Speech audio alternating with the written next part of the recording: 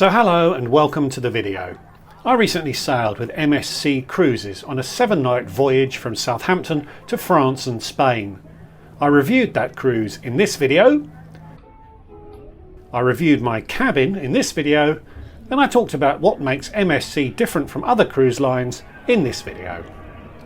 My trip involved 4 ports and 2 sea days, and in this video I'll talk about my experiences in those ports and give some advice if you're visiting one of those destinations on an upcoming cruise.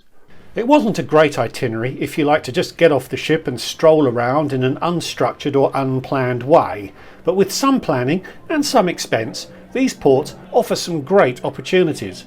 So if that sounds good, stick around.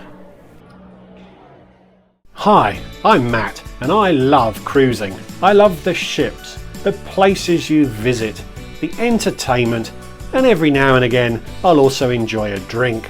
So subscribe to see where I go next and perhaps get some inspiration for your next cruise. So our first port of call was La Rochelle in France. The cruise terminal is part of a significant port complex, so as it's private land it's not possible to walk through the port to the town. Even if you could walk, the town is 4 miles away anyway. Usually in these situations, the port and the cruise line will offer a free transfer bus through the port, and that was the case with our cruise. Unfortunately, almost everyone seemed to want to head to town at the same time I did, so there was a lengthy wait for the bus. Probably a 10 or 15 minute drive in, and you were deposited next to this quite charming beach. There were restaurants and shops by the beach, so you could have just stayed there, but the centre of town is another half-mile or so away, a walk which takes you through some quite charming streets and past some old fortifications. The town of La Rochelle is quite historic. I had no particular objectives during my visit and thoroughly enjoyed just strolling around the harbour and the old town. There is an aquarium and some museums and plenty of shops and restaurants if you're looking to build more structure into your visit, but I really enjoyed exploring freestyle. Not somewhere I feel the need to go back to for a long weekend, but if the port appeared again on an upcoming itinerary, I would be very happy to go back. Next stop was Bilbao in Spain, somewhere I'd been before, although I'd visited for a long weekend in January and the weather had been absolutely terrible, so I was really excited to return. The ship docks in Getxo, which is 6 or 7 miles away from central Bilbao, and as the dock is adjacent to the town of Getxo, no free bus is provided. MSC sold tickets for a bus ride to and from the town for 14 or 15 quid. Quite a lot, but you don't have many options.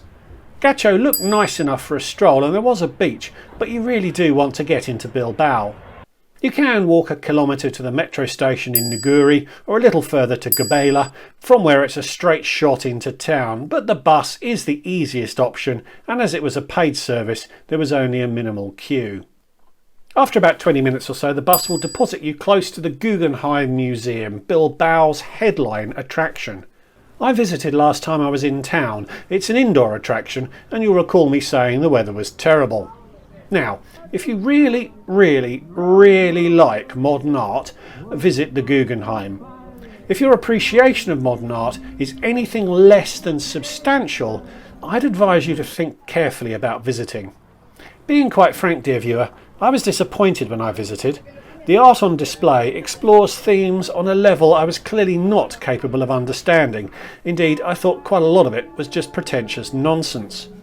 The architecture of the building is perhaps as impactful as the art inside, and that can be explored even without paying the admission fee.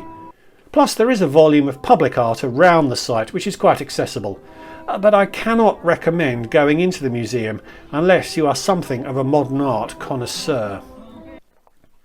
I very much prefer Bilbao's old town, which is over a mile away from the Guggenheim and the bus drop-off point. You can take the metro, although it is a very pleasant walk, particularly along the river. When you get there you'll find a charming pedestrianised old town with churches, squares, balconies and restaurants aplenty. A great place to get lost for an hour or two, and eventually you'll find your way back to the Plaza Badia, which is a charming focal point to the old town. Still quite early when I was there, and the restaurants that surround the square were slowly opening, which adds colour and energy to the place. I like Bilbao. It's a decent sized city, so there are plenty of other attractions for the visitor, including shopping and other museums. A bit of a chore to get to when visiting on a cruise, but probably the highlight of that cruise for me. The next stop was La Coruna, meaning we moved from the Basque to Galician regions of Spain. It's La Coruna in Castilian Spanish and is the name most used by residents of the city. It's A Coruna in Galician, which is mostly spoken in the rural regions surrounding the city, in case you wondered. The most common excursion is to head about 35 miles south to Santiago de Compostela, the famous pilgrimage destination and the alleged burial site of St James. It takes less than half an hour to get there on the very frequent local trains if the excursions seem expensive. La Coruna was the only port we visited where it was easy to walk from the ship into the town, so we stayed local and explored the town a little. It's not huge, it's quite hilly, and from the lack of souvenir shops it seemed like it isn't a major tourist destination, but it was very pleasant for an hour or two. A nice enough place, although if I were to revisit I would plan to take a train to Santiago de Compostela. And our final stop was in Le Havre, one of those ports which is usually hyphenated to a major city, in this case Paris. Although anyone who was awake for even a few minutes in their geography classes at school will know that there is quite some distance to that headline town. In this case it's about 110 miles from Le Havre to Paris. Closer options are Honfleur or Deauville, but if you wanted to stay in Le Havre, you'll dock in the port and will be offered a bus into town. That was offered for around £8 on my cruise. I'm vague about the price, only because I bought a combo package for bus transfers in Bilbao and Le Havre for £20. But it turns out that there is a relatively short walking route into the town, still around 3/4 of a mile, but much shorter than the bus journey, which goes all around the port before reaching the town. Whether that is done due to port security needs or whether they take you the long way round to make you feel like you're getting value for money remained unclear. Le Havre itself is, well, it's a bit dull. There's a cathedral, a quite interesting church with a large tower, and some art made of shipping containers, which probably wouldn't have looked out of place in the Guggenheim, come to think of it, but not a lot else. The centre of Le Havre is actually a World Heritage Site, something which might surprise you after spending any time there, until you find this plaque, which explains that it was given that status for its innovative exploitation of reinforced concrete when it was rebuilt after being bombed flat during the Second World War. All is explained. I hate being negative about places, but Le Havre has little to commend it and is probably best used as a springboard to Paris. But instead of paying £100 and something for a bus ride into Paris, and more if you want a guide to show you around, consider taking the train.